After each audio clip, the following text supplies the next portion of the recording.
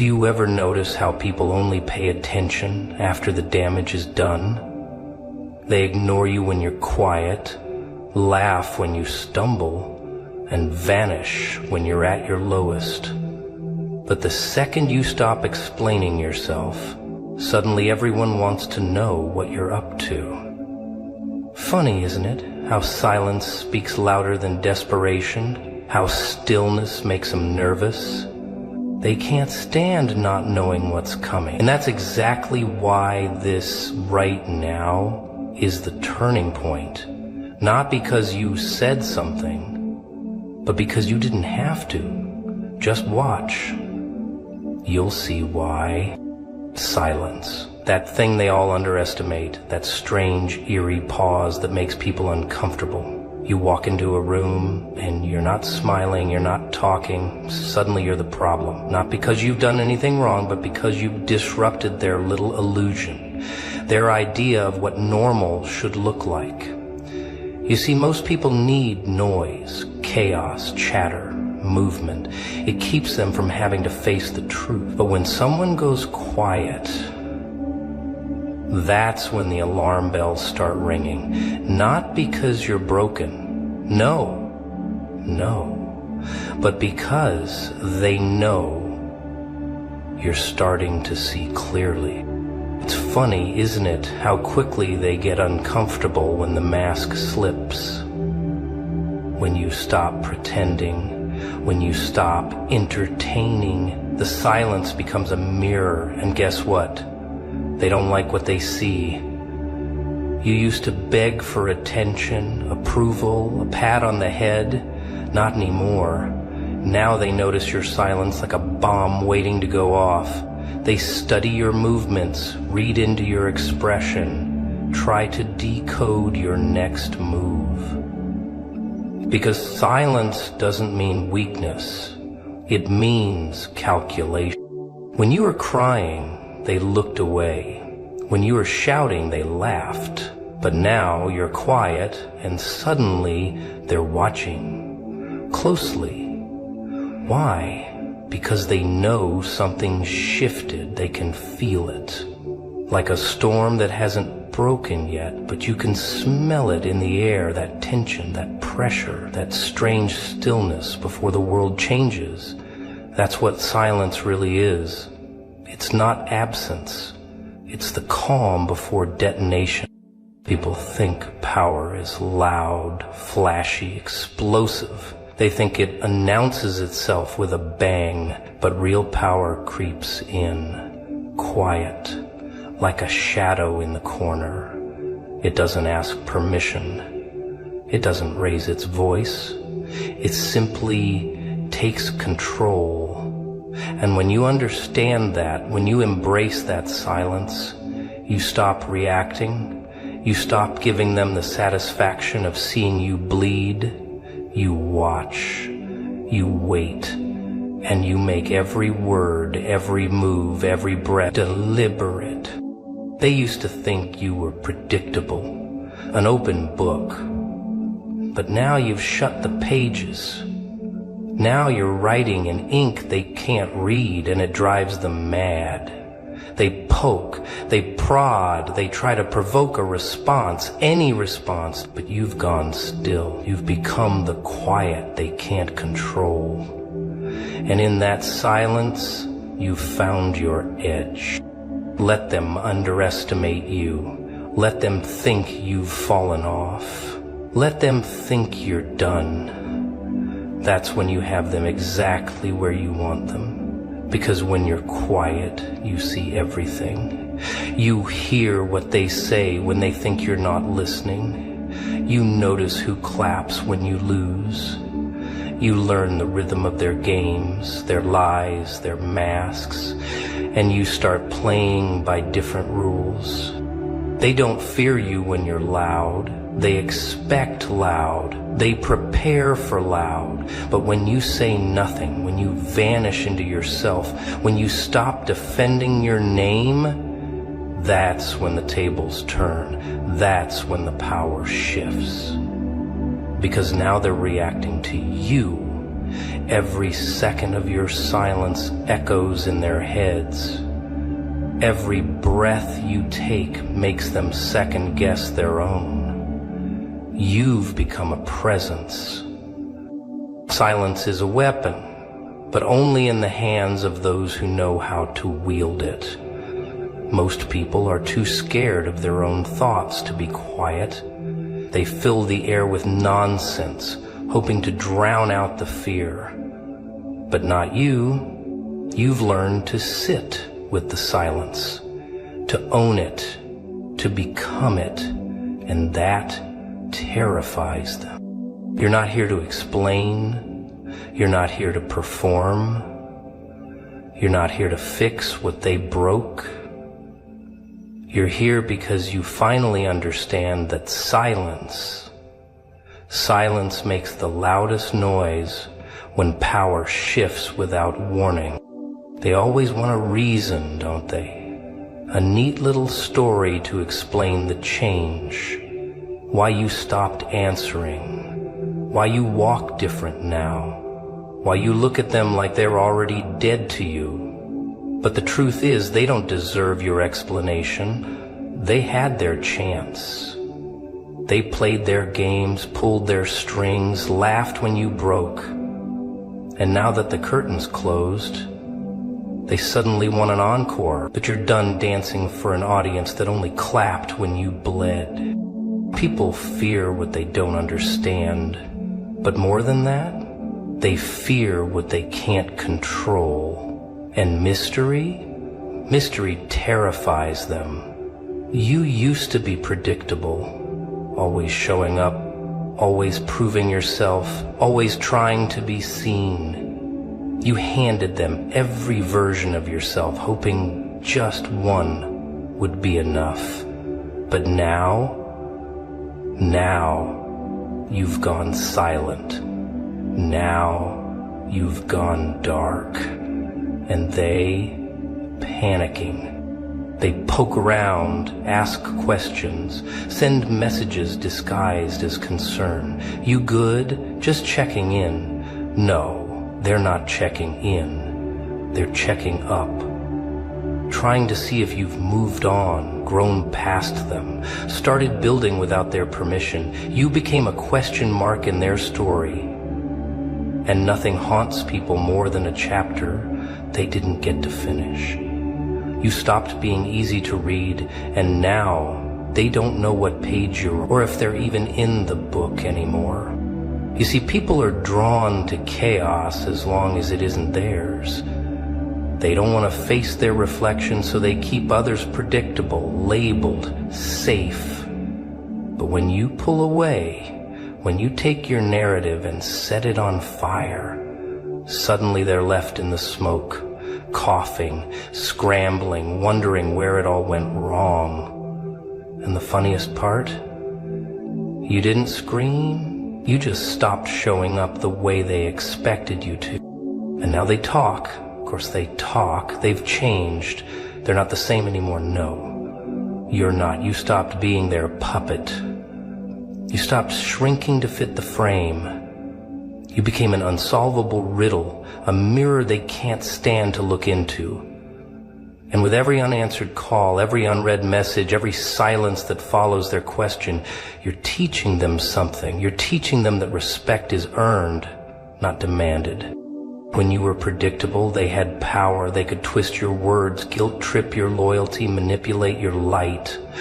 But now they've got nothing, just static where your name used to echo. You've become absence with weight. You've become a legend they can't touch. And the more they reach, the more they realize you're gone.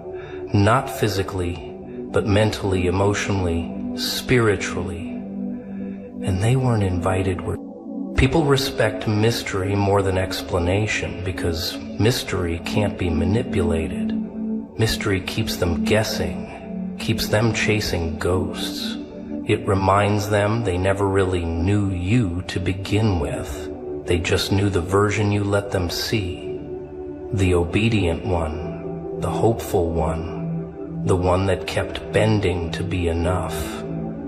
But the new you, the quiet you, that's power they can't predict. And what they can't predict, let them talk, let them wonder, let them think what they want. That's part of the art. You've painted yourself in shadow, and now they're squinting at silhouettes trying to guess what comes next. And in that confusion, in that delicious uncertainty, you've taken back control. You're no longer explaining yourself to people who never listened anyway. You're not giving closure to those who broke you open. You're not being noble.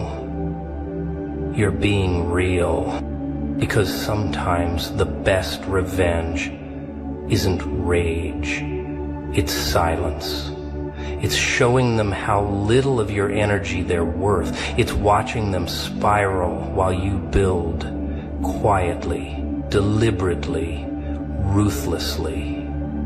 They think they need answers, but what they really need is to understand that the version of you who needed their approval is never coming back. And when that clicks, when they finally realize they're no longer part of the equation, that's when the panic sets in. That's when the mask slips. That's when they understand people respect mystery more than explanation. Because mystery, my friend, mystery is power. They want to be heroes in stories they never bled for. They show up only after the smoke clears, wiping dust from their sleeves like they were there in the fire with you. But they weren't. They were the ones holding the lighter. They watched from the sidelines, whispering, mocking, secretly hoping you'd stay down just long enough for them to rise above you without getting their hands dirty. But here's the part they never expected. You got up, not gracefully, no. You got up crooked, eyes darker, smile twisted. And they didn't like that version of you, because that version of you remembers everything. You remember the silence when you cried out, the laughter behind your back when you stumbled, the eyes that looked past you when you needed someone to look at you and see more than just weakness. And now they come crawling with new words, dressed in fake concern, hoping maybe, just maybe, you'll forget who they were when it mattered. But you don't forget. You count. You catalog. Not out of bitterness, but clear. A ledger of loyalty, of absence, of betrayal. See, pain has a funny way of carving clarity into you. When everything falls apart, the masks do too. And what's left underneath? It's never what you expected. Friends vanish, family folds, lovers flinch, and there you are, in the wreckage, realizing the only person who showed up for you was you. That changes a man. It breaks something, yes, but it also builds something sharper, something colder, something that doesn't flinch anymore when people walk away. They say you've become distant, cold, dark. But what they don't understand is that you were forged in darkness. You didn't choose it. It chose you. And now you don't fear it. You wear it like armor. You stopped waiting for a rescue that was never coming. You stopped expecting apologies that were never honest. You stopped playing nice just to keep people who were never real. And they noticed. Oh, they noticed. They talk about how you've changed, but they never talk about what they did to make that change necessary. They remember your reaction, but forget their role. Convenient, isn't it? The way people edit the past to keep themselves innocent. But you remember it all. Not to dwell, no, not that.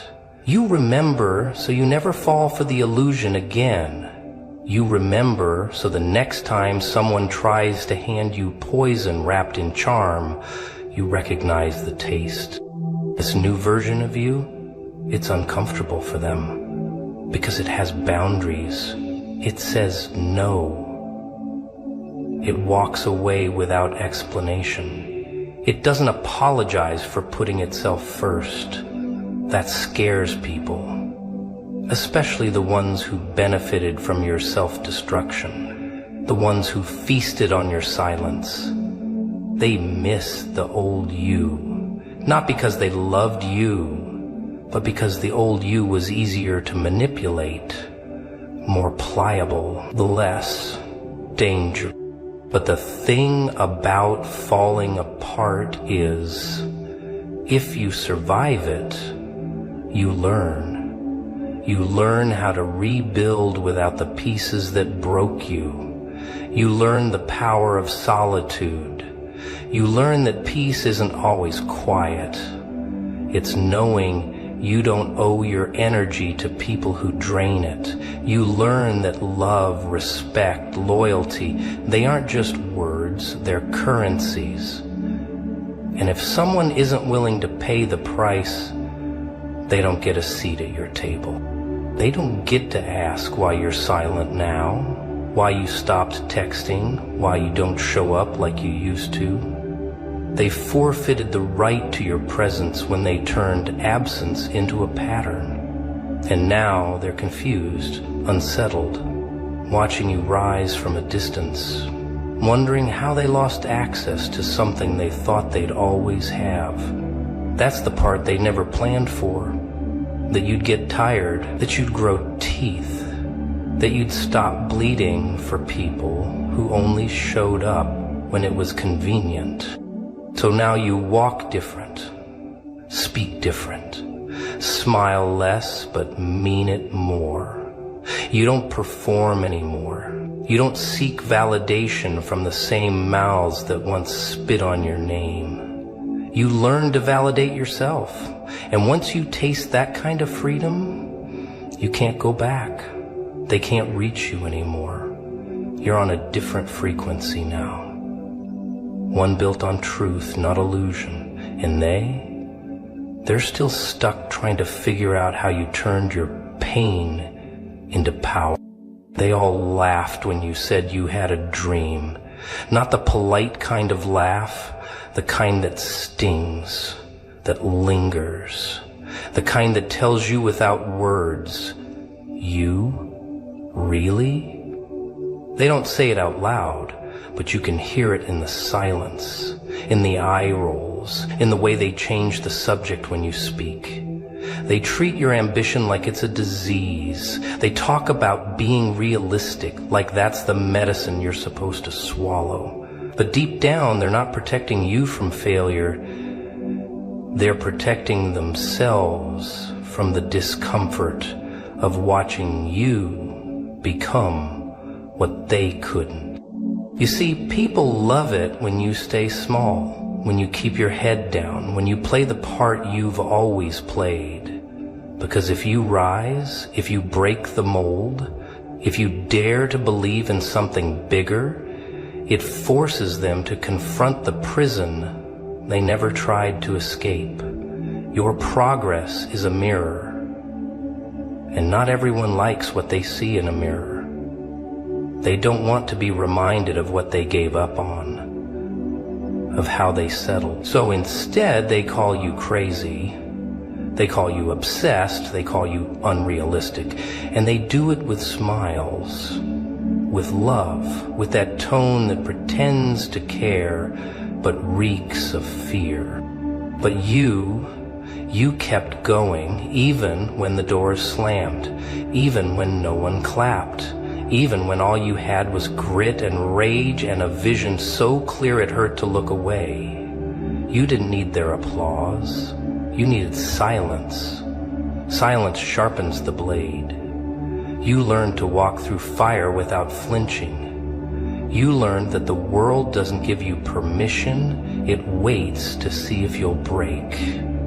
And if you don't, if you rise, then they pretend they always believed in you. That's the trick. They rewrite the story when you win, so you keep moving, not because it's easy, not because you're fearless, but because something inside you refuses to die. That little flicker, that voice that says, there's more. They tried to snuff it out, and maybe for a while they did. Maybe you believed them, maybe you shrank, maybe you played small because you thought that's what love looked like, acceptance with conditions. But now you know better. Now you realize that real love doesn't ask you to shrink. Real love fans the flame. It hands you gasoline. You remember every laugh, every doubt, every time they looked at you like you were delusional. Good. Don't forget it. That's fuel. That's memory. That's the ache that turns into action. You don't have to prove them wrong. You just have to prove yourself right. And the more they talk, the more you build, quietly, ruthlessly, with precision, with madness. Not because you're trying to hurt them, but because you're done letting them hurt you. They don't understand that failure doesn't scare you anymore. Rejection, you've tasted it so many times it's almost sweet now, it's familiar. But regret, that's the one thing you won't tolerate. You'd rather die on the climb than rot at the bottom pretending you never wanted to go up in the first place. And that makes you dangerous. That makes you untouchable. Because a person who no longer fears falling can fly in ways the cautious never will. So let them laugh. Let them whisper. Let them watch. You're not here to be understood. You're not here to make them comfortable. You're not here to follow rules written by cowards and enforced by sheep. You're here to burn, to become, to carve something immortal from the wreckage. And when you do, when the dust clears and they're standing there, jaws open, wondering how the hell you made it, you'll smile, not out of arrogance, out of memory, because you remember the nights you almost gave up, the mornings you couldn't get out of bed, the demons you danced with, the silence you screamed into. They see the result. They never saw the war, but you did. You lived it. And now you're the storm. They tell you to be patient, to wait your turn, to sit still while life sorts itself out like it's some kind of orderly queue. But you've seen what waiting gets people. Dusty dreams, broken clocks, faces full of fake smiles pretending everything's okay while the inside rots. Waiting isn't noble. It's a slow death disguised as discipline. And they love that version of you, the quiet one, the tame one, the one that nods along, follows instructions, goes nowhere fast. But you were never made to wait. You were made to move, to push, to bend the world until it screams back. Every second you hesitate is a second someone else grabs what could have been yours. That's the part they don't talk about. That while you're wondering if now is the right time, someone out there is already halfway to the finish line with half your talent but twice your audacity. Confidence wins, not caution. The world doesn't belong to those who wait. It belongs to those who strike while everyone else is still asking for permission. You think there's some cosmic scoreboard keeping track of how polite you've been? There isn't. There's just noise. And noise doesn't reward the careful. It rewards the loud, the raw, the ones who jump without checking if there's a net. You've been told to prepare, to practice, to perfect before you act. But here's the truth, you'll never be fully ready. No one ever is. The ones who make it, they didn't start because they were ready. They started because they were done waiting. Because they realize life doesn't come with guarantees, it comes with gut checks. And the moment you finally step forward, shaky, unsure, half certain, you unlock something the cautious never will. Momentum. And once you have that, the game changes. The funny thing is, people will start calling you lucky. Lucky. As if they didn't see you bleeding behind closed doors, fighting the voices that told you to play it safe. As if they didn't hear the silence you broke with your first step. They'll act like it was all inevitable, like you were always going to make it. But you know the truth. You know how many nights you sat in the dark trying to convince yourself you were worth the risk. How many fake smiles you wore just to survive the day. They never see the beginning. They only see the explosion. And they call it fate. But fate doesn't pick favorites. It just waits. It waits for the one bold enough to knock the door down instead of waiting for it to open. And maybe that's you. Maybe you're the one who stops asking and starts taking, not because you're cruel, but because you're done being polite to a world that only respects pressure. Pressure breaks stone. Pressure builds diamonds. Pressure makes people uncomfortable. And that's where change begins. You've been sitting on your power, thinking it was a burden, thinking you had to hide it until the world was ready. But what if the world's waiting for you to stop hiding? What if the fear you've been dragging around is actually the key, the edge, the proof that you're close, not broken? That pounding in your chest isn't anxiety, it's the war drum.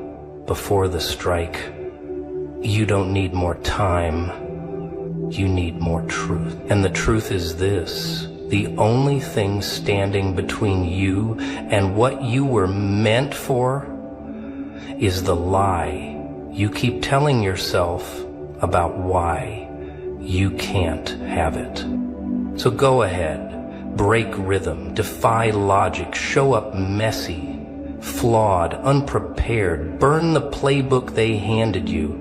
They'll hate it at first, 'cause they're still in line, waiting for their number to be called.